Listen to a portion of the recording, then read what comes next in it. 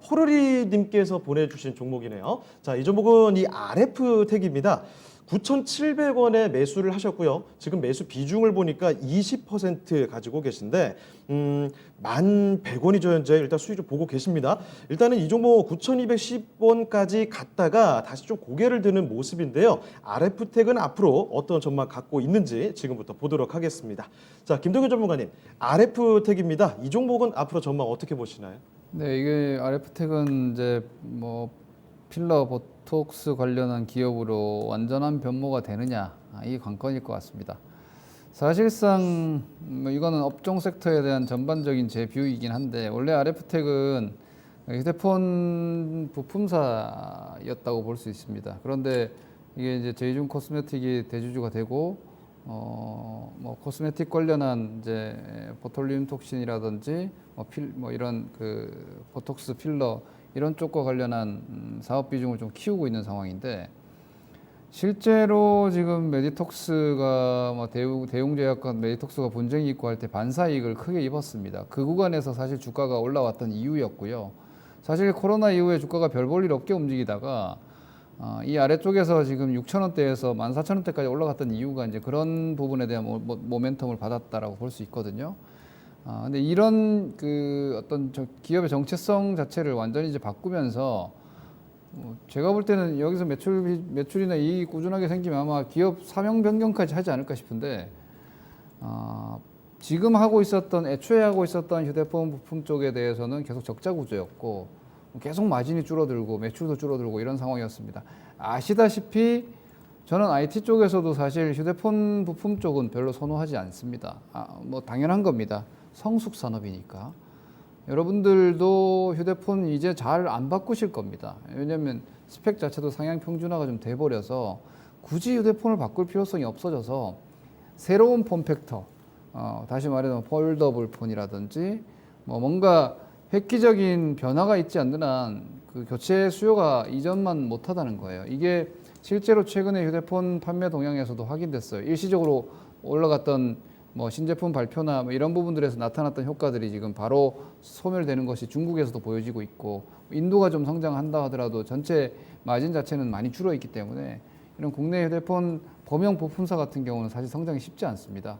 근데 이 RF텍 같은 경우에는 이런 새로운 성장 모멘텀을 탑재하면서 사업 목적 자체가 주 사업 포트폴리오가 이 미용 케어 쪽으로 바뀌게 된다면 기업의 재평가가 이루어질 수 있겠죠. 거기에 대한 기대감으로 최근에 많이 올라온 건데, 이제 마지노선인 것 같습니다. 제가 볼 때는 시청자님 매수하신 가격이 9,700원이시고 그 9,700원대, 즉 이번에 저점 만들어 놓은 이 가격대를 지키고 있다면 이번에 움직여준 이 시세가 그래도 아직 좀 잉여 시세를 주면서 뭐 최소한 박스 한 번 더 친다든지 이렇게 기대라도 해볼 수 있고, 월봉을 이렇게 보시면 앞서 말씀드린 대로 이제 모멘텀이 없으니까 장기 침체 중이었던 주식이지 않습니까?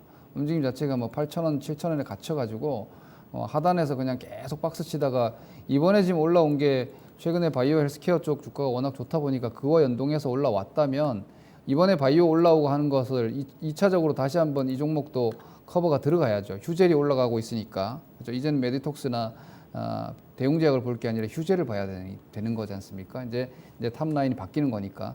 휴젤 주가가 지금 개선이 되고 움직일 때 RF텍이 지금 못 따라가고 있다는 건 좀 문제가 되는 것 같습니다. 그러니까 휴젤이 움직이는데 RF텍이 이 11,000원대, 12,000원 이상으로 이 정도까지 추세를 잡고 있다면 휴젤을 보면서 RF텍도 오히려 뭐 보톡스라든지 필러 쪽에 대한 미용 케어 시장의 성장 기대감을 계속 가져가면서 오히려 메디톡스라든지 대웅 쪽에서의 포지션이 약해지는 걸 반사이익을 실제로 더 가져갈 수 있구나, 이걸 시장이 이제 받아들이는 건데, 그게 아니라 휴젤은 움직이는데 RF텍이 못 움직이면 RF텍은 그냥 신규 사업에 대한 기대감으로 반짝 시세 주고 그냥 주저앉아 버릴 수도 있다는 거예요. 그리고 앞서 이것도 마찬가지입니다.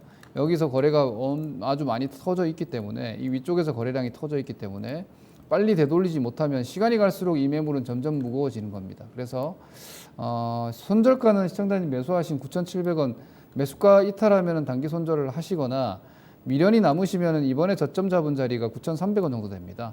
그러면 시청자님께서 매수 손절을 한 4% 정도 하시는 거니까 4% 손절 리스크 잡으시고, 반등 목표는 일단 12,000원 확인을 한번 하는 동안은 욕심 많이 내기보다는 12,000원 이익 실현을 한번 하시죠.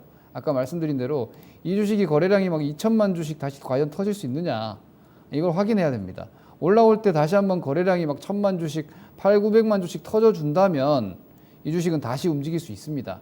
그런데 11,000원 올라오고 막 12,000원 시도하는데도 거래량이 지금처럼 뭐 100만 주도 채 못 넘는다. 그럼 이 주식은 절대로 12,000원 안착할 수가 없습니다. 그렇기 때문에 이게 지금 실제로 뭔가 이익의 개선이나 외형이 확 커지거나 이런 구조로 올라온 게 아니라 바이오 헬스케어의 분위기에 편승해가지고 후발 시세가 난 측면도 분명히 있기 때문에 방금 말씀드린 목표가 12,000원 잡으시고 12,000원 시도할 때 거래량이 1,000만 주가 넘는다면 매도를 좀 유보하시고 조금 더 욕심을 한번 내볼 만하지만 반등 거래량이 1,000만 주가 나오지 못하고 채 500만 주도 안 나오고 뭐 4,500만 주도 나오기 힘들다 그러면 목표가는 12,000원 잡아야 합니다. 그리고 손절 가격은 말씀드린 대로 타이트하게 잡으실 건 매수가 손해 굳이 안 봐도 되니까 그게 아니라 손실을 약간 소폭이라도 보면서 좀 미련이 든다 그러면 손절가 9,400원 잡으시면 될 것 같습니다. 네, RF텍은 이렇게 뭐 주 사업이 바뀌느냐 이 부분이 좀 포인트다라는 말씀도 전해 주셨는데요. 가격 전략도 잡아 주셨습니다. 일단 손절가는요 매수가 아니면은 뭐 밑에까지 본다면 9,400원 정도 생각을 해주시고 목표 주가는 12,000원 정도 부근 염두에 두시면 좋을 것 같습니다. 자 이렇게 포로리님이 보내주신 RF텍을 진단 받아봤고요.